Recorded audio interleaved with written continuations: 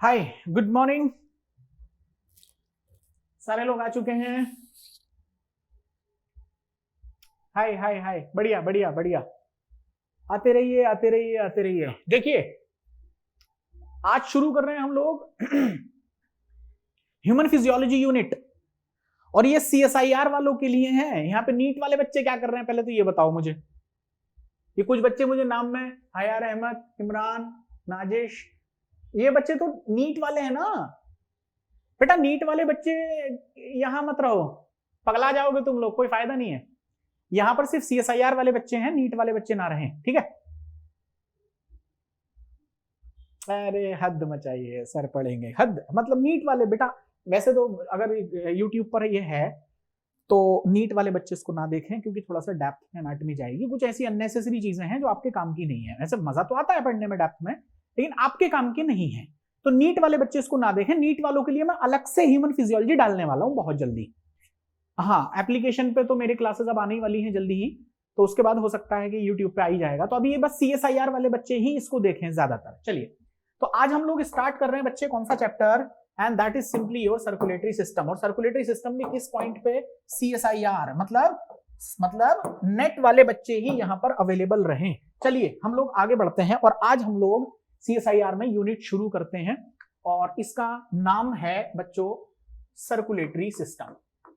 तो लेक्चर बड़े आराम से चलेगा, ये बहुत फास्ट नहीं होगा, है ना। Circulatory system, yes. तो ये चैप्टर है। सबसे पहले हम लोग ये देखते हैं कि सर्कुलेटरी सिस्टम की हम लोगों को जरूरत क्यों पड़ी। तो सर्कुलेटरी सिस्टम की हमें जरूरत क्यों पड़ी, नंबर 1, पहली चीज आपकी नोटबुक आपको ये समझाएगी, और ये आपको PDF मिल जाएगी, पूरी की पूरी PDF। आप चाहो तो मेरे साथ साथ नोट बनाते चलो, है ना। पूरी की पूरा CSIR डालूंगा यहाँ पर, आपके पास आ जाएगा। यूट्यूब वालों के लिए बोल रहा हूँ मैं, सिंपली एप्लीकेशन वालों के लिए नहीं। तो यहां पर देखिए, cells have to be provided, इसका मतलब cells have to be provided, इसका मतलब सभी सेल्स को मुझे प्रोवाइड करने पड़ेंगे क्या, नंबर 1। तो आप कहोगे सर सभी सेल को हमें सबसे पहले तो हमें क्या चाहिए, न्यूट्रिएंट्स चाहिए।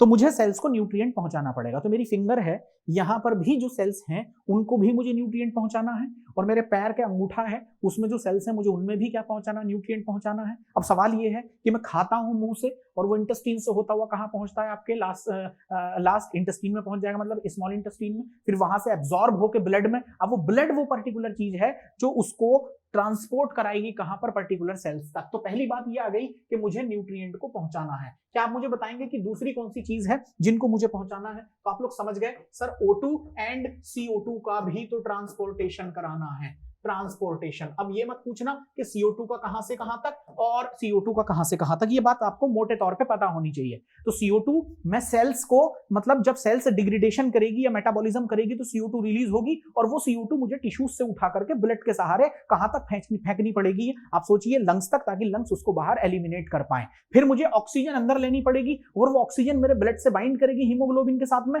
और फिर वो ऑक्सीजन फिर उस ब्लड की हेल्प से उस पर्टिकुलर सेल टिश्यू तक पहुंचेगी जहां पर मुझे उससे कैटाबॉलिज्म कराना है। आई थिंक ये दो बातें आपको समझ में आ गई हैं, है ना। चलिए, तो अब मैंने आपसे ये पूछा कि साथ साथ में आपको एक चीज और समझनी है। क्या आपको ये बात समझ में आती है कि हमें रिमूवल ऑफ वेस्ट भी करना है। हाँ भाई, रिमूवल ऑफ वेस्ट भी तो करना है। अब ये रिमूवल ऑफ वेस्ट जो है ये कितने तरीके का हो सकता है, या तो हो सकता है ये N2 वेस्ट यानी नाइट्रोजिनस वेस्ट, या फिर ये कुछ अदर वेस्ट भी हो सकते हैं, ये अदर वेस्ट भी हो सकते हैं, पूरे इसके चांसेस हैं। तो ये इतने काम को करने के लिए जनरली मैंने यहां पर क्या बोला कि आपको एक सर्कुलेटरी सिस्टम की जरूरत पड़ने वाली है। अच्छा, तीसरी चीज जो बहुत इंपॉर्टेंट है उसे भी आप देखिए, CSIR में ये चीजें कई बार पूछी गई हैं कि ये मेंटेन करेगा कुछ चीजों को। अब सवाल ये है सर मेंटेन किसे करा रहे हैं आप। तो नंबर 1, क्या आपको ये बात पता है कि ये आपका ये जो आपका सर्कुलेटरी सिस्टम है ये pH को भी मेंटेन करेगा, साथ साथ में ये आयन को भी मेंटेन करेगा, मतलब ना तो किसी की कमी होनी चाहिए ना ही किसी की अति होनी चाहिए, बात को समझिए। और तीसरी चीज, ये बहुत ही इंपॉर्टेंट रोल प्ले करेगा होम्योस्टेसिस में। आई थिंक ये बात आपको मोटे तौर पे समझ में आ गई है कि ये इतने काम मैं किससे कराने वाला हूं बच्चे, सर्कुलेटरी सिस्टम से कराने वाला हूं। आई थिंक ये बात आपको समझ में आ गई। अब ध्यान से देखिए, ये कहानी कुछ ऐसे चलाएंगे हम लोग कि अगर मैं आप लोगों को ये एक डायग्राम छोटा सा मैं आपको बना करके दूं तो इसको नीट वाले बच्चे तो बड़ी जल्दी समझ जाते हैं। जैसे मैं ये बनाना शुरू करता हूं तो एक तो ये बहुत बड़ी मुसीबत है इसमें, पता नहीं क्या ही है, मुझे डबल डबल ये काम करने पड़ते हैं। खैर चलो कोई बात नहीं, यहां आइए आप लोग। So this is simply what, जल्दी बोलो। कुछ नीट वाले बच्चे भी इसको देख रहे हैं, मुझे पता, उम्मीद है मुझे देख रहे हैं, है ना? यस, चलिए कोई बात नहीं। तो यहां आ जाइए एंड दिस इज सिंपली, मान लो कि मैं इसको मैं O2 बोल रहा हूं, मान लीजिए ये पर्टिकुलर चीज है, तो मैं इस पर्टिकुलर चीज को ग्लूकोज बोल रहा हूं। तो आप अच्छे से जानते हैं कि मुझे ये अंदर की तरफ ट्रांसफर करना पड़ेगा। अब ये मत पूछना कि ये क्या चीज है, भैया ये प्लाज्मा मेम्ब्रेन है और ये ग्लूकोज है, ये ग्लूकोज भी कहां जाएगा, अंदर जाएगा। अब आप ध्यान से देखिए कि अब मैं आपको ये कह रहा हूं कि कुछ एलिमिनेशन भी होना चाहिए, यानी कि कुछ चीजें हैं जो CO2 के तौर पे ले सकते हैं आप लोग, या N2 के वेस्ट पे आप लोग ले सकते हैं। बहुत सारी ऐसी चीजें हैं जो सेल के बाहर जानी चाहिए। अब सवाल ये है कि ये सारी की सारी चीजें मैं किसके सहारे लेके जाऊं, तो ऐसी कौन सी चीज है? तो अब ध्यान से देखिए कि ये सारी की सारी चीजें आप लोगों को कहां से देखने को मिलेंगी, किसके सहारे? The answer is blood vessel. तो एक ब्लड वेसल होगी और ब्लड वेसल कनेक्टेड होगी कहां से? आप लोगों के हार्ट से, और हार्ट से पंपिंग होगी ब्लड की, और ये ब्लड पंप होगा आपके ऑर्गेनाइज्ड सर्कुलेटरी सिस्टम, जिसको मैंने क्या बोला है, आपको ब्लड वीन्स, आर्टरी बात समझ में आती है, कैपिलरी बात समझ में आती है, इन सब में ये होता रहेगा और ये क्लोज्ड सर्कुलेशन सिस्टम होगा। आपको ये बात समझ में आ गई है। अब आगे बढ़ते हैं, जरा ध्यान से एक चीज और देखते हैं, बहुत ध्यान से मेरी बात को समझिए कि अब अगर मैं स्टार्टिंग से करूं, मतलब स्टार्टिंग से मेरा मतलब था कि मान लीजिए मैं आपको ले जाऊं इवोल्यूशन के दौरान, कहां मैं आपको लेके चल रहा हूं, कहां? पॉरीफेरा पे। समझिए, तो बड़े काम की बात सुनिए, स्लाइड में लिखी लिखाई नहीं लेके आया हूं, माइंड माय वर्ड्स। मैं ज्यादातर स्लाइड हाथ से लिखा कर, मतलब सिस्टम पे पीपीटी पे तुरंत बनाई, लिख दी और लिखने के बाद में उसको लाइनें खींच के बस स्लाइड को पढ़ के आप चले जाइए। मैं वो नहीं करता हूं जनरली। इसमें आपके हो सकता है हर लेक्चर में, अगर 1 घंटे का लेक्चर है तो 5 मिनट, 10 मिनट, 15 मिनट आपके एक्स्ट्रा खर्च हो सकते हैं, लेकिन मेरे हाथ से लिखना, पीछे पीछे तुम्हें भी लिखना, वो ज्यादा मोर बेनिफिशियल होता है कि मैं प्रिंटेड स्लाइड लेके आऊं। आप समझ लीजिए इस बात को। चलिए अब मैं आपको ये समझा रहा हूं कि एक्सचेंज ऑफ या एक्सचेंज द सब्सटेंसेस, देखिए किसके अंदर की बात चल रही है। तो मैं अब यहां पर ये समझाने की कोशिश कर रहा हूं आप लोगों को कि एक्सचेंज द सब्सटेंसेस, लेकिन किसमें? इन। अब ध्यान से देखिए किस किस में। नंबर 1, पहले मैं आपसे ये कहूंगा स्पॉन्जेस के अंदर, फिर हो सकता है मैं कोइलेंट्रेट्स के अंदर भी आपसे कह सकता हूं। मेरी स्पेलिंग थोड़ी गड़बड़ हो सकती है, तो प्लीज थोड़ा सा माइंड करिएगा, और वैसे भी आप लोगों को स्पेलिंग बेस्ड चीजें नहीं आनी है।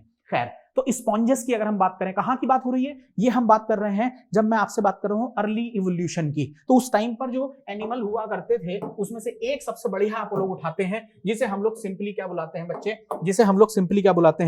उसे हम लोग बुलाएंगे, अच्छा ठीक है, ओके, हाँ, तो मैं कहा था, यस, तो उसे हम बुलाएंगे स्पॉन्जेस। आपको अच्छी तरीके से ये बात पता है कि ये बहुत ही खतरनाक स्पॉन्ज बन रहा है। ऐसे करके आप ये स्पॉन्ज देखते हैं, ये इस तरीके से, ये किसी सबस्ट्रेटम से लगा रहता है ना। फिर इसकी ये वॉल आ गई, ये देखिए कुछ इस तरीके से, ये इसकी वॉल आ गई, कुछ इस तरीके से मैंने कर दिया, और ये इसका माउथ लाइक स्ट्रक्चर ऐसे करके आ गया। क्लियर हो गई बात आपको? फिर मैंने आपसे ये बोला है कि अब आप देखेंगे कि इसके बीच में कुछ इस तरह के पोर्स दिखाई पड़ते हैं। देखो, मैं आपको पॉरीफेरा नहीं पढ़ा रहा हूं, क्यों? क्योंकि पॉरीफेरा पढ़ाता तो फिर मैं आप लोगों को एस्कॉन टाइप वगैरह सब पढ़ाता, लेकिन उसका कोई मसला नहीं है यहाँ पर। तो मेन मुद्दा ये है कि आप बात को समझ लें, बस बात को समझ लें। तो अब मैं आपसे पूछ रहा हूं कि दीज आर सम पोर्स। ध्यान से देखिए, यहां पर आप लोगों को ये कुछ पोर्स दिखाई पड़ेंगे, और आपको ये बात समझ में आ गई कि सर आप ऑस्टिया की बात कर रहे हैं। फिर यहां पर आपको एक मेन पोर दिखाई पड़ेगा, जहां से चीजें बाहर की तरफ जाएंगी, और इसे हम लोग ऑस्कुलम कहेंगे। तो कहानी कुछ ये है कि ऑक्सीजन किसके साथ में ऑक्सीजन H2O के साथ में। मैं आपको केमिस्ट्री नहीं पढ़ा रहा हूं, तो मैं ये ना ही लिखूं तो अच्छा है। मैं सीधे सीधे क्या बोलूं बच्चे? वाटर, और वाटर जो है इन ऑस्कुलम के अंदर जाएगा, सॉरी इसके ऑस्टिया के अंदर जाएगा। अब ये पर्टिकुलर चीज क्या है भाई? ये पर्टिकुलर चीज क्या है? तो हम लोग इसे क्या कहते हैं? इसे हम लोग बोलते हैं स्पॉन्जोसील। ये स्पॉन्जोसील हो गई, समझ गए? तो इसके अंदर पानी जो है, वाटर, वो एंटर कर चुका है। ये देखिए, ये पानी अंदर एंटर कर चुका है, और जब ये पानी अंदर घुसा, किसकी सहारे घुसा? जल्दी बोलो, किसके सहारे घुसा? वाटर से वाटर जो है वो पानी जो है एक्चुअली डिसॉल्व ऑक्सीजन भी है इसके अंदर, और ये कहाँ एंटर कर गई बच्चों, ऑस्टिया से कहाँ पर एंटर कर गई, आपके स्पॉन्जोसील में, और फिर यहाँ पर स्पॉन्जोसील से ये कहाँ से बाहर निकलेगी बच्चे, ध्यान से देखिए, ये ऑस्कुलम से बाहर निकलेगी, इसी बीच इसके अंदर से डिसॉल्व ऑक्सीजन को एब्जॉर्ब किया, साथ साथ में जो भी फूड मटेरियल आया, जो भी टाइनी पार्टिकल आए, जो भी लिविंग ऑर्गेनिजम्स हो सकते हैं इनसे छोटे, उनको ट्रैप किया, और एट द सेम टाइम यहाँ पर इसी जगह पर CO2 और अदर वेस्ट मटेरियल निकाल दिए गए जो कि ऑस्कुलम से बाहर चले गए। तो आप देखेंगे कि जब मैं अर्ली इवोल्यूशन की बात करूंगा, बहुत स्टार्टिंग के लेवल पे जब हम लोग स्पॉन्जेस की बात करते हैं, तो वहां पर आपको एक ऑर्गेनाइज्ड सर्कुलेटरी सिस्टम आपको नहीं मिलेगा। ये बात आपको समझ में आ गई है। अच्छा, अब सवाल ये है कि अगर ये कहानी मैं आपको ऐसे समझा रहा हूं, तो फिर ऑर्गेनाइज्ड कहानियां क्या है? ये तो मैंने आपको किसके अंदर बता दिया, सपोज करिए ये मैंने आपको स्पॉन्जेस के अंदर बता दिया, ये मैंने आपको सिलेंट्रेट के अंदर बता दिया। लेकिन जब एक प्रॉपर इसका मतलब मैं सीधी बात करूंगा मोर कॉम्प्लेक्स ऑर्गन, तो अब अगर कोई एनिमल ऐसा है जिसको मैंने सिंपली बोला है मोस्ट कॉम्प्लेक्स कहो या मोर कॉम्प्लेक्स कहो, और अगर यहां आओगे तो फिर अब तुम लोगों को यहां पर क्या मिलेगा, एक सर्कुलेटरी सिस्टम। और ये सर्कुलेटरी सिस्टम जो है वो जनरली क्या करेगा, वो काम करके देगा जो मैंने अभी आपको बताया कि ये ट्रांसपोर्ट करेगा न्यूट्रिएंट का, ट्रांसपोर्ट करेगा किसका बच्चे, वेस्ट मटेरियल का, ताकि वो आपकी सेल से ब्लड के सहारे होते हुए या तो आपके एक्सक्रीटरी ऑर्गन तक पहुंचे या फिर आपके लंग्स से पहुंचे CO2, लंग्स में पहुंचे CO2 को एलिमिनेट कर दिया जाए। आई थिंक ये बात आपको समझ में आ गई है। थोड़ा सा और आगे की तरफ चलते हैं और अब ध्यान से देखेंगे कि सर्कुलेटरी सिस्टम मुझे किसके अंदर पढ़ाना है। जनरली हम लोग पूरे एंटायर जगत की या एंटायर सिस्टम के सर्कुलेशन सिस्टम की बात नहीं करेंगे। मुझे यहां पर आपको अर्थवर्म का नहीं पढ़ाना है, आपको मुझे यहां पर आर्थ्रोपोड का नहीं पढ़ाना है, मुझे एक्चुअली किसका पढ़ाना है बच्चे, ह्यूमन का, क्योंकि हम लोग यहां पर एनिमल फिजियोलॉजी ना पढ़ के अगर हम उसको ह्यूमन फिजियोलॉजी कहें तो it could be far better than animal physiology. I think ये बात आपको समझ में आ गई है। तो मेन मुद्दा ये है कि सर अब क्या करना है, तो अब करना यह है कि जरा फटाफट से अब ह्यूमन के सर्कुलेटरी सिस्टम पर पहुंचिए और बात को खत्म करिए। सर्कुलेटरी सिस्टम पर पहुंचिए। अभी बहुत सारी चीजें हैं इसके अंदर भैया, बहुत तेज चलना पड़ेगा इसके अंदर। So that is simply your circulatory system. तो अब मैंने आपसे ये बोला है कि सर्कुलेटरी सिस्टम पे आते हैं, और सर्कुलेटरी सिस्टम में मेरी स्पीड अच्छी है, ठीक ठाक है स्पीड, कहीं बहुत कम तो नहीं हो रही है, पक तो नहीं रहे तुम लोग, हाँ जी जल्दी बोलो, बोर तो नहीं हो रहे बच्चों? हमारा नाम ले दो। अरे भाई महक, क्या नाम है तुम्हारा? आगे क्या लगा रखा तुमने? महक अब्बास। हाँ बेटे नाम ले दिया मैंने तेरा, बस खुश हो जाओ। चलो अब ये बताओ, स्पीड बहुत तेज तो नहीं है? स्पीड, हाँ ठीक है, स्पीड बहुत सही है मेरी, है ना? तो स्पीड में बहुत ज्यादा देख लो, कहीं ऐसा ना हो कि स्पीड बहुत तेज हो फिर आपको स्पीड कम करनी पड़े। यूट्यूब वाले बच्चों की मैं जनरली बात करता हूं। अब आगे बढ़िए। अब जब सर्कुलेटरी सिस्टम पे आओगे तो तुम लोगों को 3 चीजें पढ़ानी है। नंबर 1, पहला क्या है? पहला आप लोग देखेंगे कि मैं आपको पढ़ाने वाला हूं ब्लड। पहली चीज तो ये हो गई कि सर ब्लड पढ़ेंगे। दूसरी चीज जो आपको काम की पढ़नी है उसे हम लोग कहेंगे हार्ट। तो दूसरी चीज यहां पर हार्ट पढ़नी है। और तीसरी चीज जो बहुत इंपॉर्टेंट है और वो हम लोग पढ़ेंगे बच्चे, ब्लड वेसल्स। तो हमें ब्लड वेसल मतलब वो कॉम्प्लेक्स नेटवर्क भी तो पढ़ना पड़ेगा ना, वो कॉम्प्लेक्स नेटवर्क भी पढ़ना पड़ेगा जनरली, जिसके अंदर या जिसके सहारे हम लोग ब्लड को बहाएंगे। पहली बात एक और सुन लीजिए, open type of circulation system भी है, close type of circulation system भी है। बट हम लोग जब हायर ऑर्गेनिज्म में पढ़ेंगे लाइक अ ह्यूमन बीइंग, तो उसमें क्लोज टाइप आएगा। इसका मतलब खुली हुई बॉडी में कहीं पर भी आपको ब्लड नहीं मिलेगा।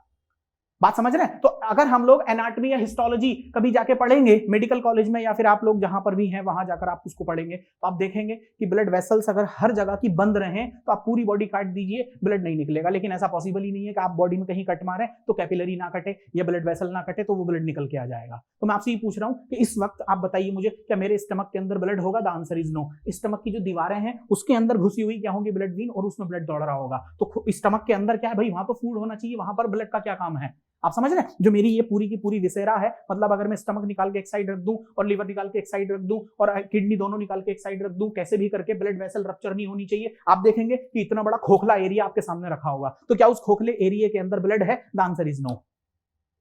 क्यों नहीं है? क्योंकि भाई खुले में ब्लड थोड़ी ना मिलेगा, हम लोग ऑर्थ्रोपोड में थोड़ी ना आते हैं। तो we are the closed circulatory system. तो एक ऑर्गन के पास ब्लड वेसल गई है और उस ब्लड वेसल के अंदर क्या दौड़ रहा है बच्चे? ब्लड दौड़ रहा है। इसीलिए हम लोग ओपन सर्कुलेटरी सिस्टम में नहीं है। ओपन वाले कौन से होते हैं? जिसमें हार्ट तो होगा, ऑर्टा वगैरह भी होगा, छोटे छोटे उसमें क्या मिल सकते हैं? साइनस मिल सकते हैं, और वो अपने ब्लड को या जो भी उनके अंदर लिक्विड है वो पूरी की पूरी बॉडी कैविटी में दौड़ता रहता है और उसी में ऑर्गन होते हैं। तो यही वही बात हुई कि एक टब है आपके पास कपड़े धोने वाली, उसमें आपने क्या रख दिया, ब्लड रख दिया, वो ब्लड में जगह जगह आपने कुछ ऑर्गन रख दिए, लेकिन ऐसा नहीं है कि वो ऑर्गन इधर उधर घूम रहे हैं, वो एक जगह ऑर्गेनाइज्ड हैं। तो वो बहते हुए ब्लड में से या हीमोलिम्फ में से ही क्या करते हैं, न्यूट्रिएंट को एब्जॉर्ब कर लेते हैं और उसी के अंदर वो छोड़ भी देते हैं। तो आप समझ गए कि ओपन और सर्कुलेशन सिस्टम का एक्चुअल में मतलब क्या था। चलिए अब मैं आप लोगों को सारी बातें यहां से रोक के अब मैं स्टार्ट कर रहा हूं आपकी बहुत ही इंपॉर्टेंट कहानी, और वो कहानी शुरू होगी बच्चों कहां से, नंबर 1, ए नंबर 1। और ए से हम लोग क्या देखेंगे बच्चों कि मुझे आपको ब्लड पढ़ाना है।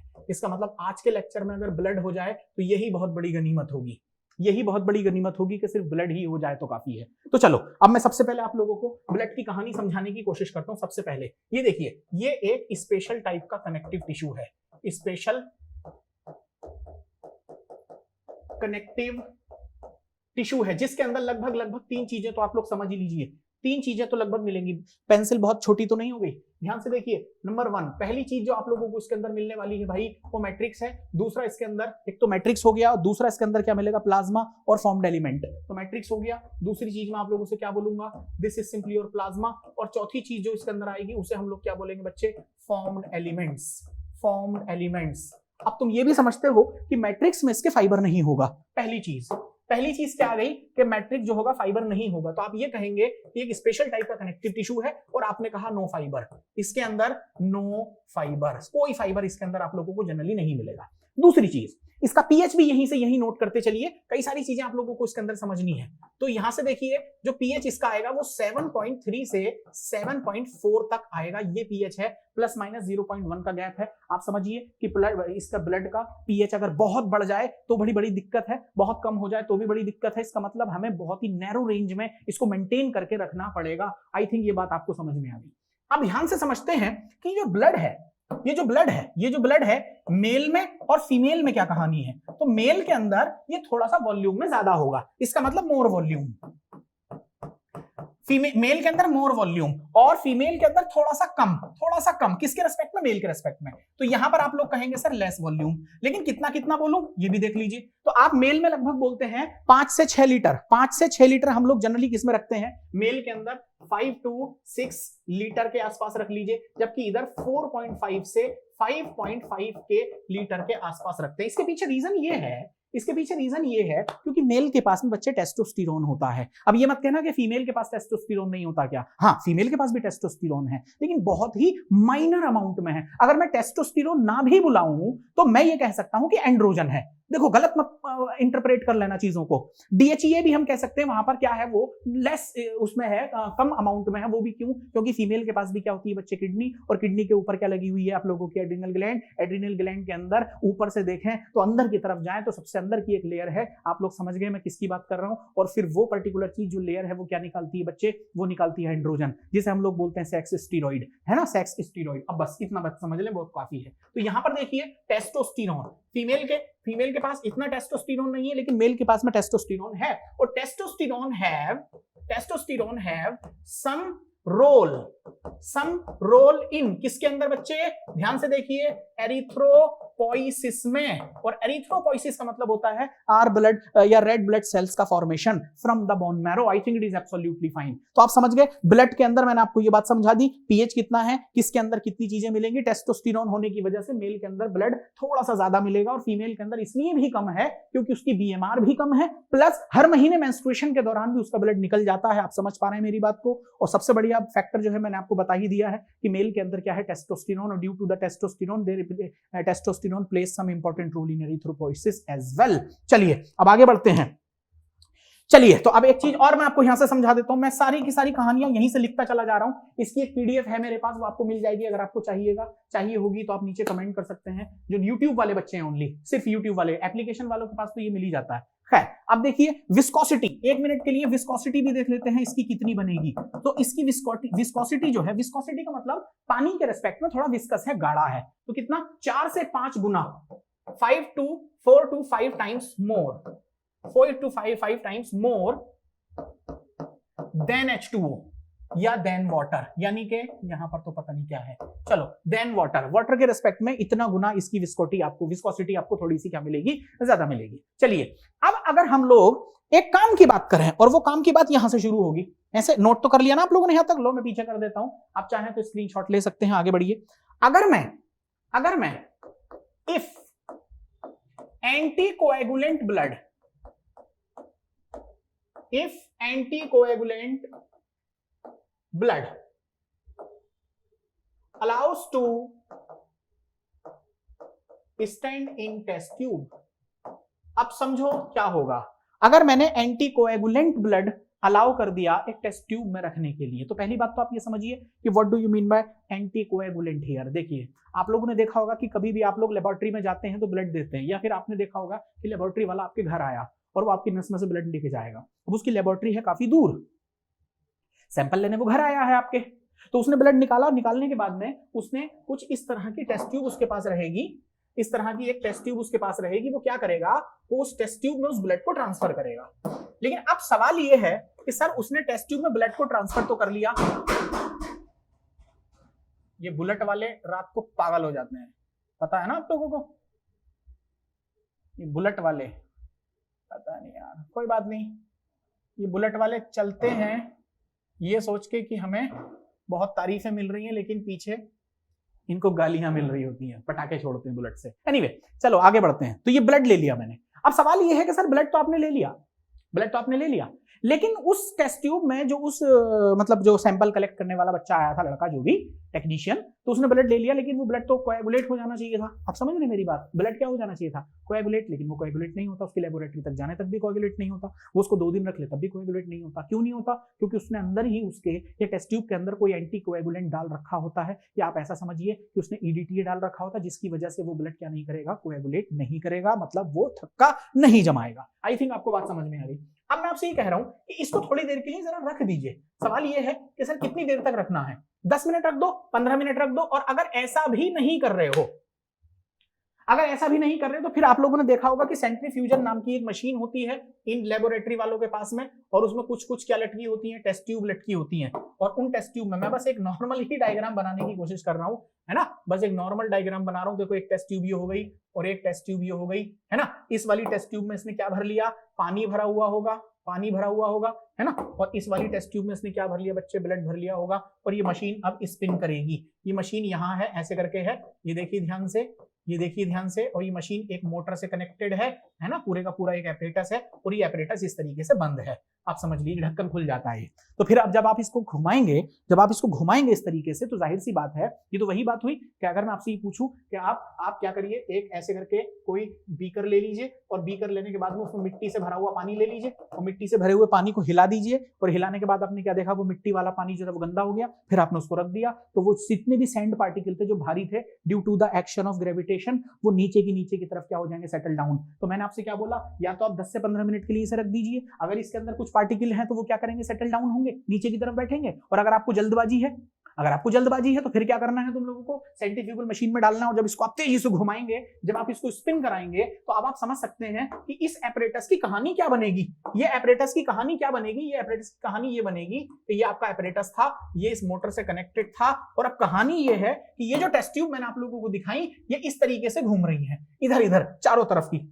समझ आ रही है आप लोगों को बात, ये देखिए इस तरीके से ये ऐसे करके घूम रही है। तो ये सारे का सारा इसके कहां भागने की कोशिश करेगा, बॉटम की तरफ, है ना। कुछ इस तरीके से ये मशीन घूम रही है ना। अब ये मत पूछना कि सर ये पानी वाला क्यों रखा, अरे बैलेंस करना है, दोनों चीजें दोनों तरफ क्या होना चाहिए, बराबर होना चाहिए ना, वरना मशीन लुढ़क के गिर जाएगी, मोबाइल की वाइब्रेशन मोटर बन जाएगी ये, है ना। तो ये आप लोगों ने समझ लिया, इसे सेंट्रीफ्यूगल मशीन कहा।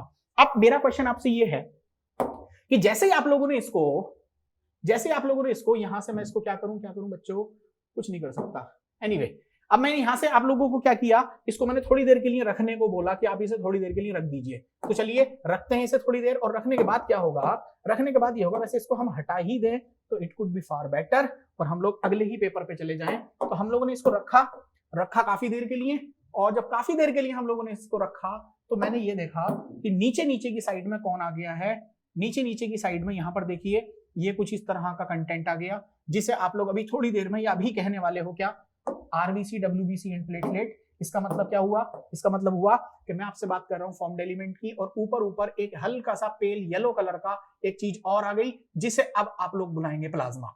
आई थिंक अब आपको ये पॉइंट समझ में आ रहा है, थोड़ा सा समझ में आ रहा है कि इस पर्टिकुलर चीज को मैं क्या कहूंगा बच्चे, इसे प्लाज्मा कहूंगा। अब दोनों का जरा रेशियो ध्यान से देखते चलिए आप लोग। अगर मैं इसकी बात करूं सिर्फ इतने की, तो इस वाले रेशियो को मैं कहूंगा कि ये 45% बनाएगा, और ये वाला जो रेशियो इतना है ये आपका 55% बनाएगा। और ये 55% जो चीज है बच्चे, ये पर्टिकुलर चीज को हम लोग कहेंगे प्लाज्मा, और ये जो पर्टिकुलर चीज है इसे हम लोग कहेंगे फॉर्म्ड एलिमेंट। ये आ गए आप लोगों के फॉर्म्ड एलिमेंट्स, इसको मैंने फॉर्म्ड एलिमेंट्स कह दिया। आपको समझ में आ गया कि दोनों का रेशियो मैंने कितना कितना लिया हुआ है। आई थिंक ये बात आपको क्लियर हो गई है। चले आगे। अब मैं आपसे ये पूछूंगा कि what do you mean by plasma. आप प्लाज्मा से क्या समझते हैं? तो आप ये कहेंगे सर ब्लड में से माइनस कर दीजिए ब्लड सेल्स को, तो बची हुई चीज क्या बनेगी? बची हुई चीज प्लाज्मा बनेगी। ये देख लीजिए, बची हुई चीज प्लाज्मा बनेगी। फिर मैं आपसे ये दूसरी चीज पूछूंगा कि अब मुझे एक चीज और बताइए कि what do you mean by serum here. तो सीरम के बारे में आप ये कहेंगे कि सर अगर मैं प्लाज्मा में से अगर मैं किसको हटा दूं, अगर मैं प्लाज्मा में से क्लॉटिंग फैक्टर को हटा दूं तो ये पर्टिकुलर चीज मुझे क्या देगी? इसे हम लोग सीरम कहते हैं। जो बालों में लगाने वाला सीरम होता है, I am not talking about it. मैं सीरम बालों वाले की बात नहीं कर रहा हूं, ये ब्लड का सीरम है। आई थिंक आपको बात समझ में आ गई है ना। और स्पेशली मुझसे आप पूछोगे कौन सा क्लॉटिंग फैक्टर हटाना है, तो 8वें नंबर का क्लॉटिंग फैक्टर आप हटा दीजिए। 8वें नंबर का, इसे हम एंटी हीमोफिलिक फैक्टर कहेंगे, इसे हम लोग एंटी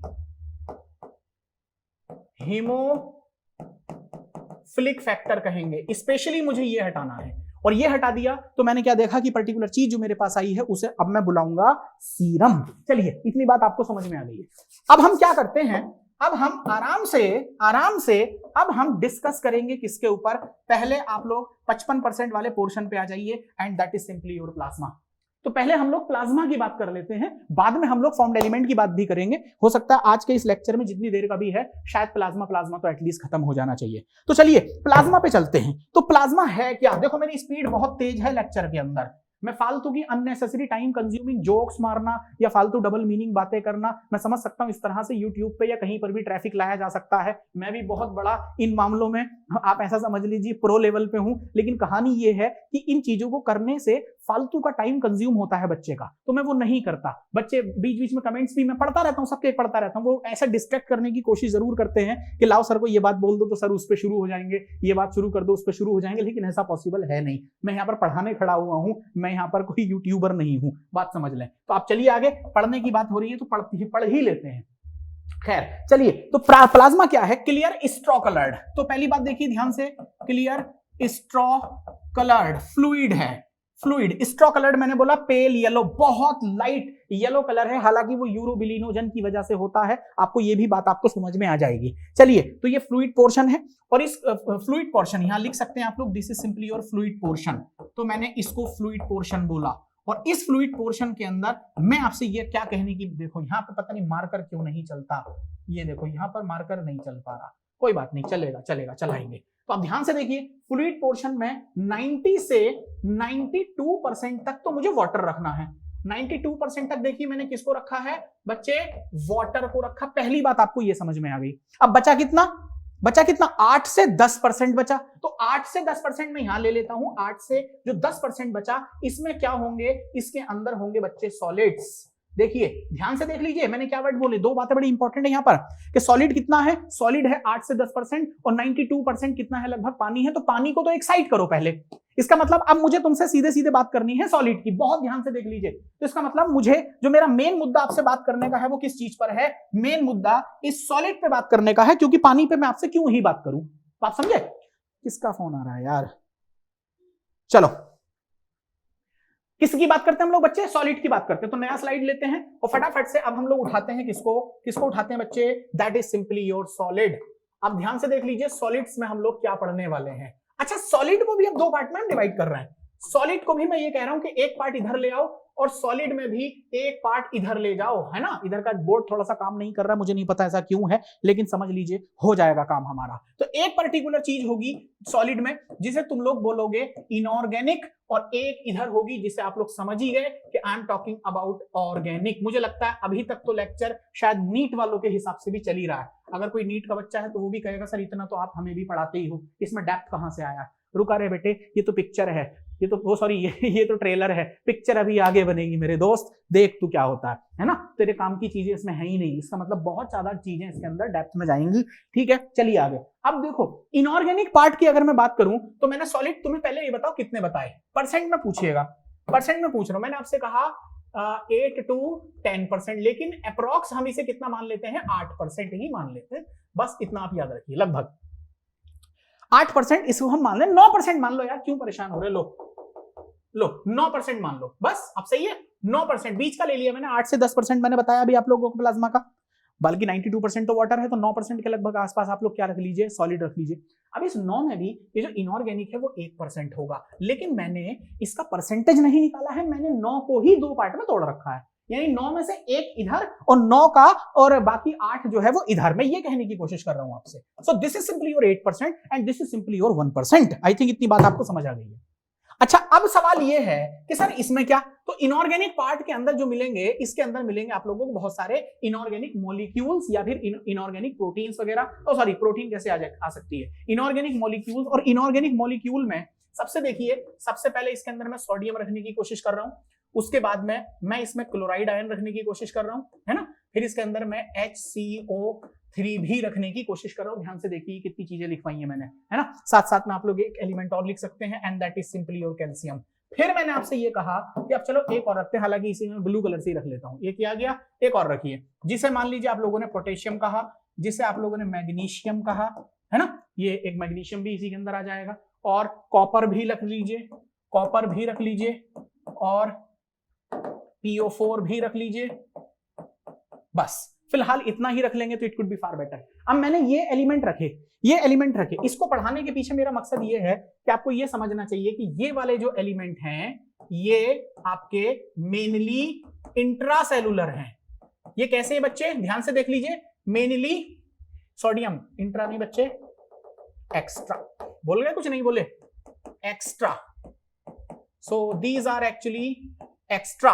और ये कौन से होंगे, ध्यान से देख लो, ये कौन से होंगे, मेनली इंट्रा सेलुलर। ये कौन से होंगे, इंट्रा सेलुलर। इसका मतलब ज्यादातर आयन जो ये वाले मैंने आपको बताए ये होंगे एक्स्ट्रा सेलुलर, मतलब सेल के बाहर बाहर होने चाहिए, और ये मैंने आपको बताया ये सेल के अंदर होने चाहिए। और इसमें से भी मैं 2 को तो बहुत ही इंपॉर्टेंट तरीके से आपको हर बार आपसे बोलता हूं, इसको तो याद ही रखिए, इस सोडियम को और इस पोटेशियम को। क्यों याद रखिए, क्योंकि आप ये जानते हैं कि सेल के अंदर अगर मैं मोस्ट अबंडेंट एक्स्ट्रा सेलुलर पूछूं तो आंसर शुड बी सोडियम, और मोस्ट अबंडेंट इंट्रा सेलुलर पूछूं तो आंसर शुड बी पोटेशियम। ये 2 बातें तो आप मोटे तौर पर याद रखेंगे तो आई थिंक ये आपका काम चल जाएगा। अब इधर आते हैं, ऑर्गेनिक के अंदर क्या है, ऑर्गेनिक के अंदर बहुत सारी चीजें हैं, जिसमें से एक को मैं लूंगा प्रोटीन पार्ट। तो यहां से येलो कलर शायद आपको दिख नहीं रहा होगा, मैं ब्लैक कर लेता हूं। तो एक चीज आप लोगों को उसके अंदर मिलेगी, प्रोटीन्स, और इन्हीं प्रोटीन्स को हम लोग जनरली क्या बुलाते हैं बच्चे, प्लाज्मा प्रोटीन। इन्हें हम लोग क्या कहेंगे, प्लाज्मा प्रोटीन। कुछ बच्चे बोल गए शायद कि प्लाज्मा प्रोटीन से मेरा क्या मतलब है, और कुछ इसके अंदर होंगे जिन्हें हम लोग कहेंगे non protein part. Mind my words, ये देखिए, इसे हम लोग कहेंगे नॉन प्रोटीन पार्ट्स। तो यहां नॉन प्रोटीन पार्ट्स भी आ गया, non protein parts. So these are actually non protein part. अब प्लाज्मा प्रोटीन में कितने हैं और क्या है, तो पहले मैं आप लोगों को इसका नंबर लिखवा देता हूं, ध्यान से देख लीजिए। 6.4 से 6.8 ग्राम पर डेसीलीटर होगी। ये बात आप ध्यान से देख लीजिए, ये इतनी परसेंट मैंने पर डेसीलीटर लिखवाया, मैंने अब ये परसेंटेज की बात छोड़ दी है, परसेंटेज की बात ही नहीं हो रही है यहां पर, क्योंकि CSIR में कुछ क्वेश्चंस भी ऐसे पूछे गए जिस पर वो सीधे सीधे क्या पूछ रहा है, mg डेसीलीटर पूछ रहा है। तो ध्यान से देख लीजिए, प्लाज्मा प्रोटीन होंगी 6.4 से 6.8 ग्राम होंगी पर डेसीलीटर होंगी। और अगर मैं नॉन प्रोटीन पार्ट की बात करूं तो नॉन प्रोटीन पार्ट में चीजें क्या होंगी, आप ये देख लीजिए, आपका काम हो जाना चाहिए। तो देखिए ध्यान से, नॉन प्रोटीन पार्ट में दरअसल यहां पर आपको एक चीज मिलेगी जिसे आप लोग सिंपली कहेंगे ग्लूकोज। दूसरा, इसके अंदर आप लोगों को हाई अमाउंट में क्या मिल सकता है बच्चे, अमीनो एसिड्स। बोर्ड ने काम करना बंद कर दिया है, कोई बात नहीं, यहां से नहीं लिखेंगे तो यहां से लिखेंगे। याद ध्यान से देखिए, अमीनो एसिड भी हो सकता है ना, इसके अंदर कुछ फैटी एसिड्स भी हो सकते हैं, ध्यान से देख लीजिए, इसमें फैटी एसिड्स भी हो सकते हैं, और इसके अंदर कोलेस्ट्रॉल भी हो सकता है, कोलेस्ट्रॉल भी हो सकता है। ये कई सारी चीजें इसके अंदर आप लोगों को जनरली देखने को मिल सकती हैं। And they are in transit form,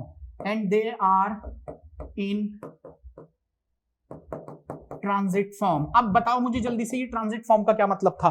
तो ट्रांजिट फॉर्म का मतलब था कि ये हमेशा ऊपर नीचे होते रहते हैं। इसका मतलब अगर आपने खाना खा लिया तो ग्लूकोज बढ़ना शुरू हो गया, खाना खा लिया ग्लूकोज बढ़ना शुरू हो गया, लेकिन मैं ये कह रहा हूं कि 1 घंटे बाद आप देखेंगे ग्लूकोज अब कम होता चला जा रहा है। तो कहां चला गया ग्लूकोज? उसको सेल कंज्यूम कर रही है। आप फिर से खाना खाइए, ग्लूकोज फिर बढ़ना शुरू हो जाएगा। तो ट्रांजिट फॉर्म में है, इसका मतलब हमेशा एक रेशियो नहीं मिलेगा, ऊपर नीचे दाएं बाएं थोड़े बहुत ये होते रहते हैं। आपको बात समझ में आ रही है? अच्छा, अब हमारा जो मेन मुद्दा है बात करने का बच्चे, वो है हमारा प्लाज्मा प्रोटीन के ऊपर। तो अब प्लाज्मा प्रोटीन की बात करते हैं। इसका मतलब I am going to discuss about the plasma protein and these are the actually plasma protein. ये है प्लाज्मा प्रोटीन।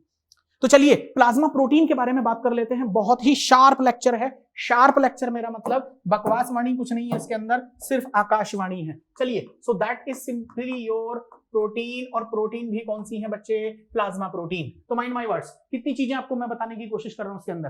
Plasma protein. और प्लाज्मा प्रोटीन में मैं आप लोगों को 3 दे रहा हूं फिलहाल।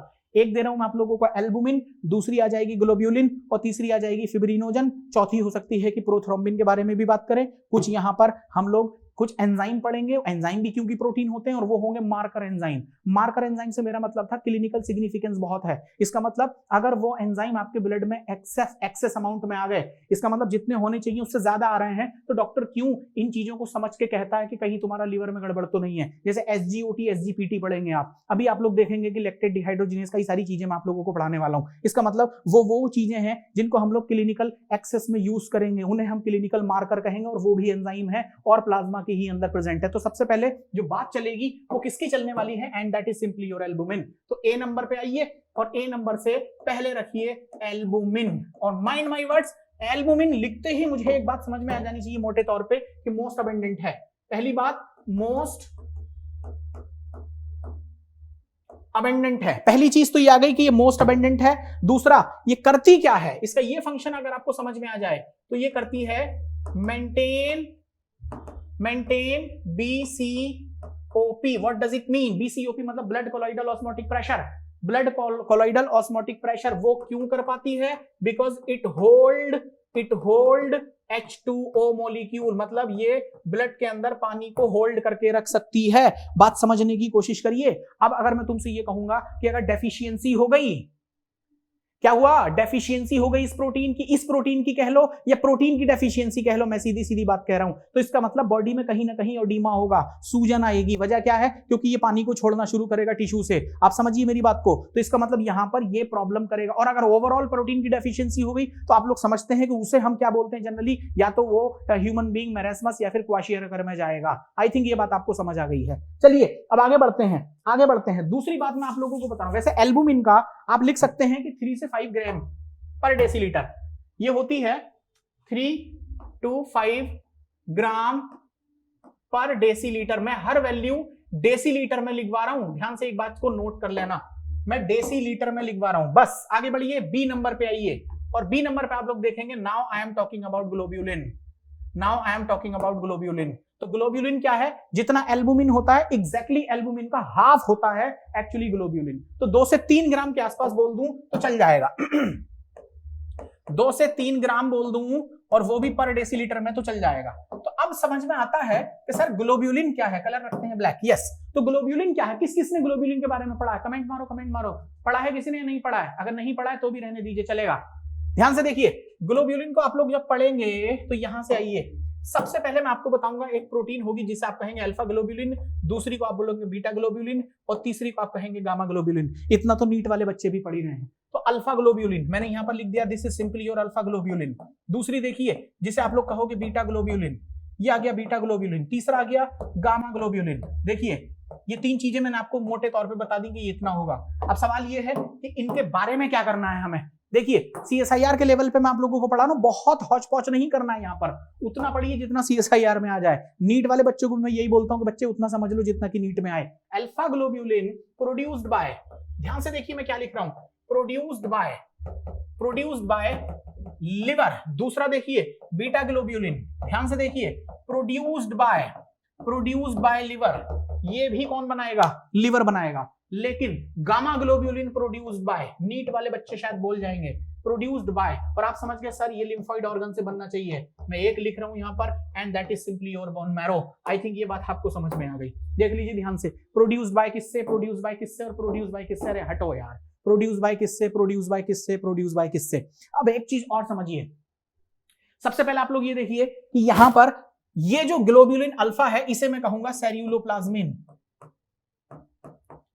सेल्यूलोप्लाज्मिन होती और भी बहुत सारी हैं, लेकिन हम लोग फिलहाल एक पढ़ते हैं, इसको मैंने एग्जांपल में लिया है। सेल्यूलोप्लाज्मिन ये कौन सी प्रोटीन हुई आप जान रहे हैं, ये है कॉपर कैरिंग प्रोटीन। कॉपर में क्या आता है, Cu, कॉपर कैरिंग प्रोटीन, ये देख लीजिए। So that is simply your copper carrying protein. इसका मतलब आपके ब्लड में कॉपर एलिमेंट को कौन ट्रांसफर कराएगा, आपको कॉपर मिलेगा कहां से, फिर उसको आप लोग क्या करेंगे, आगे ट्रांसफर कराएंगे, तो वो कौन कराएगा, ट्रांसफेरिन, सेल्यूलोप्लाज्मिन कराएगा। आगे produced by liver, once again gamma globulin और बीटा ग्लोबुलिन, सॉरी इसे हम क्या कहेंगे, इसे हम लोग कहेंगे ट्रांसफेरिन। ट्रांसफेरिन, ट्रांसफेरिन, और ये क्या है, iron carrying protein. Iron carrying, ये आयरन कैरिंग प्रोटीन हुई, तो इसे मैंने आयरन कैरिंग प्रोटीन लिखा। प्रोटीन का एन गायब है, आप मैनेज करें। इसके बाद में आती है प्रोड्यूस बाय किससे, देखो ध्यान से देखो, बोन मैरो, यानी कि ये जो बीटा ग्लोबुलिन है ये किसको ट्रांसफर कराएगी बच्चे, ये आयरन को ट्रांसपोर्ट कराएगी, समझ गए, ब्लड के अंदर। अब गामा ग्लोबुलिन जो होती है उसे हम लोग क्या कहते हैं, डिस्प्ले से हट जाओ बच्चों, डिस्प्ले से हट जाओ, मस्ती मत करो तुम लोग, बता रहा हूं तुम लोगों को। Gamma globulin produced by bone marrow, produced by bone marrow, और ये बोन मैरो जो प्रोड्यूस इनको करेगी उन्हें हम लोग अपनी आम लैंग्वेज में अब हम कहेंगे antibody. Mind my words, what I am saying, antibody. ये वही एंटीबॉडी है जिनको तुम लोग बचपने की लैंग्वेज में इम्यूनोग्लोबिन बोलते हैं। ध्यान से देख लीजिए, इम्यूनोग्लोबिन, और इम्यूनोग्लोबिन भी आप लोगों को पता होगा कि IgG, उसके बाद में IgA, उसके बाद में IgM, उसके बाद में IgD, उसके बाद में IgE, ये इतने तरह की इम्यूनोग्लोबिन आप लोगों ने मोटे तौर पे पढ़ी हैं। ध्यान से देख लीजिए, IgG, IgA, IgM, IgD, IgE, ये इतने तरह की आप लोग इम्यूनोग्लोबिन पढ़ते हैं। मैं इन्हीं की बात कर रहा हूं बस, और कुछ बात नहीं कर रहा हूं, यही है वो प्रोटीन, समझ गए। तो एल्बुमिन हुआ, ग्लोबुलिन हुआ, तो इसका मतलब ग्लोबुलिन प्रोटीन जो है, ग्लोब्यूलिन प्रोटीन जो है वो एक्चुअल में किस काम में आ रही है, तो आप सीधे सीधे कह सकते हो, सीधे सीधे ये बात कह सकते हो कि एल्बुमिन प्रोटीन जो आ रही है, ये आ रही है क्या, मेंटेन, दो मैसेज तो मैंने लिख ही रखा है कि BCOP मतलब ऑस्मो रेगुलेशन लिखूंगा तो भी चलेगा या नहीं चलेगा, जल्दी बोलो। अगर मैं ऑस्मो रेगुलेशन कर दूं तो चलेगा या नहीं चलेगा, बोलो जल्दी, चलेगा। हाँ, और अगर मैं ग्लोब्यूलिन का फंक्शन पूछ दूं, ग्लोबुलिन का फंक्शन बताओ जल्दी से फटाफट, तो क्या बताने वाले हैं, ये हमें काम करके देगा बच्चे, किसमें, डिफेंस में तो करके ही देगा। ये बात आप अच्छे से जानेंगे क्योंकि मैं इसकी बात कर रहा हूं, डिफेंस में। लेकिन साथ साथ में ये देखिए कि अगर मैं बीटा और अल्फा की बात करूं तो फिर ये something should be transferred by the help of these two, alpha और बीटा की हेल्प से कोई ना कोई एलिमेंटल आयन हमारा ट्रांसपोर्ट होना चाहिए। ये चीजें ऐसे ट्रांसपोर्ट नहीं होती, माइंड माय वर्ड। जैसे कि मैं आपको एक छोटा सा एग्जांपल दे सकता हूं, तो एग्जांपल ऐसे समझो कि जैसे मान लो आपकी थायराइड ग्लैंड है, तो थायराइड ग्लैंड ने क्या छोड़ा, थायराइड हार्मोन छोड़ा। सवाल ये है कि ये थायराइड हार्मोन आप कहाँ आ गया, तो आपने कहा सर ब्लड में ले लो, तो ब्लड में आ गया, लेकिन ब्लड के बाद अब ये जाना कहाँ चाहिए, तो टारगेट ऑर्गन तक जाना चाहिए, तो क्या वहीं चला जाएगा, पैर लगे हुए हैं इसके, बताओ आप मुझे। तो क्या ये हार्मोन जो मैंने आपको बोला, सपोज करो थायरॉक्सिन ही मैं ले लेता हूँ, T3 या T4, तो क्या समझते हो आप लोग कि आपके ब्लड में आ गया तो ऐਵੇਂ ही चला जाएगा, नहीं, इसको अब मुझे ट्रांसपोर्ट कराने के लिए कोई ना कोई प्रोटीन चाहिए, और उसे हम क्या कहते हैं, थायरॉक्सिन ग्लोब्यूलिन प्रोटीन या थायरॉक्सिन बाइंडिंग प्रोटीन। आप समझ लीजिए मैं क्या बात कर रहा हूँ, TPG, थायरॉक्सिन बाइंडिंग प्रोटीन। पहले वो बाइंडिंग होगी किसके साथ में, थायरॉक्सिन के, फिर वो उस प्रोटीन की मदद से कहाँ जाएगा, अपने सेल तक जाएगा, और जहां पर रिसेप्टर होंगे वहां जाके एक्ट करेगा। आई थिंक ये बात आपको समझ में आ गई है, क्लियर हो गया या नहीं हुआ, आई थिंक ये बात आपको समझ में आ गई। अब हम आगे चलते हैं थोड़ा सा, और अब मैं आप लोगों को इसके बाद की जो प्रोटीन है उसको भी देख लीजिए, and that is simply your clotting factor. ये आ गए बच्चे क्लॉटिंग फैक्टर। अब मैंने क्लॉटिंग फैक्टर ही पूरे पूरे क्यों लिख दिए, बोलो जल्दी, मैंने पूरे पूरे क्लॉटिंग फैक्टर ही क्यों लिख दिए, क्योंकि क्लॉटिंग फैक्टर 1 से लेकर कितने हैं, 13 तक। अरे आ रहा समझे, 1 से लेकर 13 तक। अब देखो पहला जो क्लॉटिंग फैक्टर है उसे हम क्या कहेंगे, हालांकि इन्हें हम कैसे लिखते हैं, 1 2 3 4 से लेके 13 तक लिखते हैं। आप एक बार इंटरनेट से उठा लेंगे तो it could be far better. तो 1 से लेके सेकेंड, उसके बाद में 3, उसके बाद में 4, 5 और 6 आपको पढ़ना नहीं है। उसके बाद में आपको सीधे सीधे कौन सा पढ़ना है बच्चे, 7, उसके बाद में 8, उसके बाद में 9, उसके बाद में 10, 11, 12 और 12 के बाद में आप क्या पढ़ेंगे, 13 पढ़ेंगे। आप देख लीजिए ये इतने फैक्टर आप लोगों को पढ़ने हैं, इतने फैक्टर आप लोगों को पढ़ने हैं। तो मैं ये छोड़ रहा हूं, आप लोग ध्यान से समझ लीजिए कि छठे वाले को छोड़ दो, क्योंकि अब उसका फंक्शन प्लॉटिंग में नहीं लिया जाता। और अगर आप बहुत ध्यान से समझें तो I am talking about fibrinogen and prothrombin. आपको समझ में आ रही है बात? तो मैं यहाँ पर ये जो प्लॉटिंग फैक्टर है इसमें से एक मैं उठा रहा हूं, जिसे हम लोग सिंपली क्या बोलेंगे, फिब्रिनोजन प्रोटीन, और एक हम लोग बोलेंगे प्रोथ्रोम्बिन। फिलहाल ब्लड के इतनी चीजें आप लोगों को समझ में आ गई हैं, प्रोथ्रोम्बिन एंड फिब्रिनोजन। बस अब इसके बाद में अब मैं आप लोगों को कुछ क्लिनिकल एंजाइम पढ़ा रहा हूं। इसका मतलब ये हुआ कि मैं आपको इतनी देर से प्लाज्मा की प्रोटीन पढ़ाया जा रहा था, अब मैं आपको ये समझाता हूं कि कुछ क्लिनिकल असेसमेंट भी यहां पर समझ में आएगा, और उन्हें हम लोग कहेंगे marker enzyme. Marker enzyme, yes. अब ध्यान से देख लीजिए ये मार्कर एंजाइम क्यों, क्योंकि ये एंजाइम वर्ड लगा हुआ है यहां पर। देखो ध्यान से मैं क्या वर्ड बोल रहा हूं, मैंने कहा कि ये कुछ एंजाइम है, और अगर एंजाइम है तो व्हाट डज इट मीन कि सर प्रोटीन ही होंगे, और ये कहां पर प्रेजेंट होंगे, वंस अगेन ये आप लोगों को मिलेंगे आपके प्लाज्मा के अंदर। तो चलिए पहला समझते हैं। पहला आप लोगों के लिए क्या निकल के आएगा, पहला मार्कर एंजाइम, या आपके ब्लड में अगर ये बढ़ जाए तो उसकी क्या खासियत है या क्यों बढ़ा, तो अमाइलेज और लाइपेज। ये देखिए अगर ये हद से ज्यादा बढ़ते हैं, अमाइलेज एंड लाइपेज, अगर ये बहुत ज्यादा हाई अमाउंट में बढ़ते हैं तो it simply means pancreatic disorder है, पैनक्रियाटिक डिसऑर्डर। इसका मतलब कहीं ना कहीं पैनक्रियाटिक में माल फंक्शनिंग चलेगी और चल रही है। तो डॉक्टर क्लिनिकल असेसमेंट में क्यों इन मार्कर एंजाइम्स को यूज करता है, ताकि वो जान पाए कि ऑर्गन में किस जगह पर प्रॉब्लम है। अब दूसरा देखिए बहुत ध्यान से, जिसे हम कहेंगे क्रिएटिन काइनेज, रेड कलर उठाते हैं, और यहां ये जिसे मैं कहूंगा क्रिएटिन काइनेज। ये देखिए, और जैसे ही मैंने क्रिएटिन काइनेज बोला तो अब इसका मतलब ये हुआ कि पहले क्रिएटिन की बात समझिए। क्रिएटिन काइनेज अगर है और अगर ये बढ़ रहा है आप लोगों के सीरम में, तो 3 तरह की प्रॉब्लम है। मैंने ये कहा कि ये बढ़ रहा है कहां, इंक्रीज इन सीरम। तो 3 तरह की प्रॉब्लम इसमें आपको समझ में आएगी। पहला हो सकता है हार्ट डिसीज हो, ये हार्ट डिसीज में बढ़ेगा। अब क्यों बढ़ेगा ये अभी तुम्हारा मेन मुद्दा है नहीं। आगे ये प्रॉब्लम कर सकता है मसल्स में, इसका मतलब मसल्स में डिसऑर्डर या किसी तरह DSEIS मसल डिजीज। और तीसरा क्या हो सकता है आप लोगों के लिए, and that is simply your liver mall functioning. इसका मतलब फिर से आप लोग देखिए कि मैं लिवर डिजीज की कहीं ना कहीं आपसे बात कर रहा हूं। ये आपका क्रिएटिन काइनेज हो गया। अच्छा क्रिएटिन काइनेज के बाद, अच्छा ये भी आप जानते हैं कि क्रिएटिन काइनेज जो है, ये क्रिएटिन जो काइनेज है, ये आपका अबेंडेंट किसके अंदर है, मसल्स के अंदर है। अबेंडेंट, जब आप मसल फिजियोलॉजी पढ़ेंगे तब आप लोगों को ये चीज मैं पढ़ा दूंगा, अबेंडेंट इन मसल्स। तो अबेंडेंट इन मसल्स के अंदर, क्योंकि इसका एनर्जी स्टोरेज में आप लोगों को बड़ा इंपॉर्टेंट रोल प्ले होगा। करता क्या है, क्रिएटिन फॉस्फेट में कन्वर्ट होता है और उसके बाद में ये वापस क्रिएटिन में कन्वर्ट हो जाता है। आपको समझ में आएगा, मसल फिजियोलॉजी में देखिएगा। अभी तो खैर क्या ही इसकी जरूरत है। एक और लीजिए, and that is simply your lactate dehydrogenase. ध्यान से देखिए, लैक्टेट डिहाइड्रोजिनेज। तो मैं यही लिख दूं तो मुझे लगता है डिस्प्ले पे जगह है, तो यहां से एक और आ जाएगा, that is simply your lactate dehydrogenase. और अगर लैक्टेट डिहाइड्रोजिनेज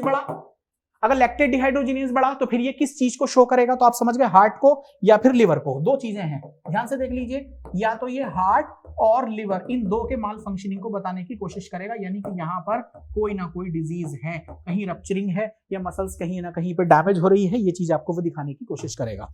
एक चीज मैं वहां तो मुश्किल होगा क्योंकि उधर का बोर्ड चल नहीं रहा है, पता नहीं क्यों मार्कर काम नहीं कर रहा। एनीवे मैं यहां से ले लेता हूं। एक और समझिए, जिसे हम लोग सिंपली कहेंगे SGOT और SGPT। फुल फॉर्म बिल्कुल, सीरम ग्लूटामेट। ध्यान से देख लीजिए, serum glutamate, pyruvic transaminase, serum glutamate,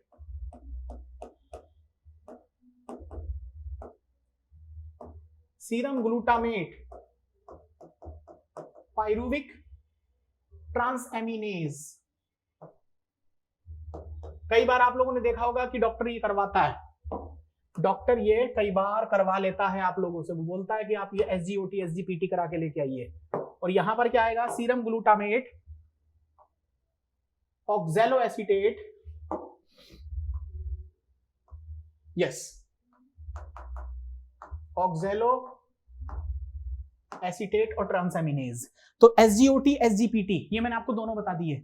अगर ये दोनों का रेशियो सीरम में बढ़ा तो आप ये कह रहे हैं कि अगर ये इंक्रीज हो रहा है आप लोगों का, इंक्रीज इन सीरम, तो ये शो करेगा किस चीज को, लिवर। ध्यान से देख लीजिए, लिवर डिसीज, इवन डैमेज भी दिखाता है SGOT SGPT का लगातार बढ़े चले जाना। डॉक्टर क्या कहता है कि कहीं ना कहीं लीवर में माल फंक्शनिंग चल पड़ी है। तो SGOT SGPT के बाद में अब हम लोग ये समझते हैं कि अब हम ये एंजाइम की बात कर रहे थे, इतनी देर से हम लोग एंजाइम की बात कर रहे थे, एंजाइम लगभग यहाँ डन हो गए हैं। अब मैं आपको ये बताता हूं कि आपके ब्लड के अंदर अब कुछ और चीजें मिल सकती हैं, जिसमें से मान लीजिए एक है कोलेस्ट्रॉल। अच्छा, अब ये है क्या, ये स्टार्ट हमने क्या कर दिया, अब ये नॉन प्रोटीन पार्ट आ गया, नॉन प्रोटीन पार्ट। और ये जो नॉन प्रोटीन पार्ट है, ये जो नॉन प्रोटीन पार्ट है, इसमें से सबसे पहले मैं आप लोगों के लिए क्या उठा के ले रहा हूं, देखिए, and that is simply your cholesterol. पहला तो कोलेस्ट्रॉल, आप समझ गए कि कोलेस्ट्रॉल का क्या मतलब था। अब अगर ये भी नहीं समझेंगे तो फिर तो हो लिया आपका। कोलेस्ट्रॉल 120 से 200 mg पर डेसीलीटर के आसपास है, ये 120 से 200 mg पर डेसीलीटर। अब देखो ध्यान से, मैं डेसीलीटर की मैं आपसे बात कर रहा हूं, डेसीलीटर मतलब हर 100 ml की बात यहाँ पे चल रही है। तो कोलेस्ट्रॉल अगर इससे बढ़ रहा है तो कहीं ना कहीं दिक्कत है। कहीं ऐसा ना हो कि कोलेस्ट्रॉल तुम बिल्कुल ही नहीं खा रहे हो, मतलब ऐसे फूड मतलब जिसमें फैट को आप खाना ही बंद कर दो, ये सोच के कि यार कहीं ऐसा ना हो कि हमें कोलेस्ट्रॉल बढ़ जाए, दिक्कतें बढ़ जाए। ऐसा नहीं है। कोलेस्ट्रॉल के बहुत सारे फंक्शन है, आप जानते हैं कि maximum number, not a maximum, sorry, मतलब अच्छी खासी अमाउंट में जो आपके हार्मोन बनते हैं वो लिपिड डेरिवेटिव है। जैसे टेस्टोस्टेरोन, मतलब गोनेट से मैं सीधे बात करूं तो मेल के अंदर टेस्टीज से निकलने वाले, मतलब गोनेट से निकलने वाले, फीमेल के अंदर गोनेट से निकलने वाले, मतलब ओवेरी से निकलने वाले हार्मोन कहां है, लिपिड डेरिवेटिव है। फिर आपके एड्रिनल कॉर्टेक्स, मैंने मेड्यूला नहीं कहा, एड्रिनल मेड्यूला नहीं कहा, एड्रिनल कॉर्टेक्स कह रहा हूं। एड्रिनल कॉर्टेक्स से निकलने वाले हार्मोन भी क्या है, वो भी लिपिड डेरिवेटिव है। इसका मतलब फैट की तो बहुत जरूरत है, लेकिन एक्सेस मत करिएगा, सिस फैट खाने की कोशिश करिए, आप उसको ट्रांस में चेंज करके मत खाइए। तो पहले इतनी बात समझ में आ गई। साथ साथ में आप लोगों को हाई अमाउंट में या कुछ अमाउंट में आप लोगों को क्या मिल सकते हैं बच्चे, इसके अंदर फ्री फैटी एसिड्स भी मिल सकते हैं। फ्री एसिड्स के बाद में फिर मैं आपसे ये कहूंगा कि आप लोगों को ग्लूकोज भी मिल सकती है। ये बात भी आप अच्छे से जानते हैं कि 70 से 90 mg पर डेसीलीटर ये इसकी नॉर्मल रेंज है, लेकिन ये नॉर्मल रेंज फास्टिंग में होनी चाहिए, फास्टिंग में होनी चाहिए।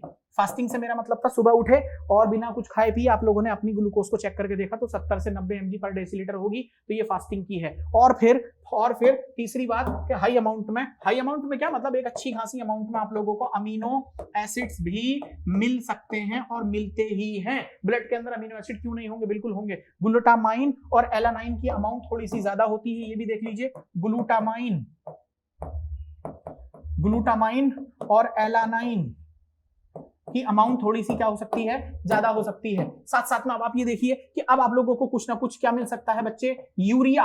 और अब ध्यान से देखिए कि यूरिया जब चीज आ गई तो इसका मतलब हम एक्सक्रीटरी सिस्टम की बात करेंगे, है ना, ये एक्सक्रीटरी सिस्टम की हम बात करेंगे। अच्छा, नॉन प्रोटीन में मैंने कोलेस्ट्रॉल को लिख रखा है, फ्री फैटी एसिड हो गए, ग्लूकोज, लेकिन ये तो प्रोटीन पार्ट में ही आएगा। तो आप देख लीजिए कि अमीनो एसिड्स को मैं प्रोटीन पार्ट में ही रख रहा हूं, लेकिन अब यूरिया शुरू हो गया। अब यूरिया को देखिए कितना आएगा, ये 20 से 40 mg पर डेसीलीटर होगा, ये 20 से 40 mg होगा और पर डेसीलीटर होगा। इसके बाद में अब आप लोगों को यहां पर क्या चीजें मिल सकती हैं बच्चे, यूरिक एसिड भी मिल सकता है, लेकिन ऑर्डर में लिख रहा हूं। यूरिक एसिड की अगर हम बात करेंगे तो इतना नहीं होगा, आप समझ पा रहे हैं। यूरिक एसिड मात्र कितना होगा, 2 से 4 mg पर डेसीलीटर होगा, 2 से 4 mg, तो 2 से 4 mg होगा पर डेसीलीटर। ये देखिए इसके अंदर यूरिया भी हो सकता है। यूरिया के साथ साथ आप ये देखिए कि क्रिएटिन हो सकता है, क्रिएटिन फॉस्फेट नहीं होगा, क्रिएटिन हो सकता है, और क्रिएटिन हो सकता है, और क्रिएटिनिन हो सकता है। ये देख लीजिए आप लोग। तो एक चीज आ गई आपके सामने क्रिएटिन, और दूसरी चीज आपके सामने यहीं पर क्या हो सकती है बच्चे, क्रिएटिनाइन। एक ये हो गया। ज़ैंथीन भी हो सकता है, हाइपोज़ैंथीन भी हो सकता है,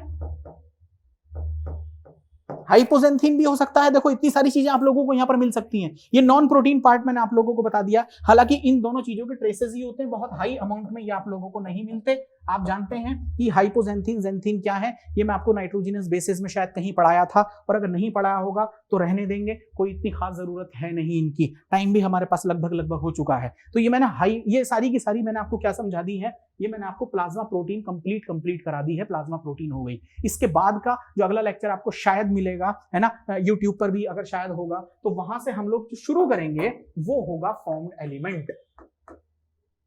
फॉर्म्ड